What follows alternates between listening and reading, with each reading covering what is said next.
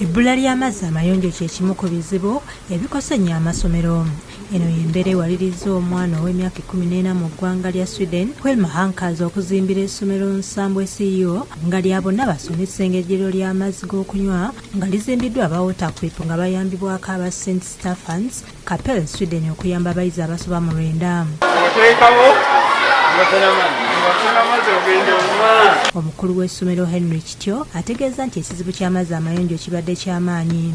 Abaana abo baali tebasobola kufuna amazzi mayonjo ge banywa, naye tuli ba mukisa pulojekiti bagituwadde ate bagenda kulaba nga pulojekiti eyo bagimaintaininga okumala emyaka 5. Akulira ebyenjigiriza mu munisipaali ey'e Mukono Nasolo asemye enteekateeka eno n'ategeeza nti bakutuusa amazzi mu masomero amalala okutandika n'omwaka gw'ebyensimbi ogujja. Enteekateeka eno nnungi era nga munisipaali tenda kwogera ne bakama baffe tulabe nga ne gano amasomero agatalina tusobola okubawa pulojekiti eno ssente we zibanga tunaba nga tufunye ssente. Lydia Namawejje ku lwa waterquip ategeeza nti enteekateeka eno emazeewo $1,000. Pulojekiti eno emazeewo ndowooza $100 nga 1,000 naye nga n'amasomero amalala gasobola okutwala kino ekintu mu maaso kubanga era tuguza n'amasomero ssekinoomu. Ssentebe wa divisioni y'Egoma Humphrey Kyasa agambye nti omwana ono abasoomoozezza kuba kino akikoze akozesa ensimbi ze yaterekera abayizi ne bamusiima. N'omwana oyo atusoomoozezza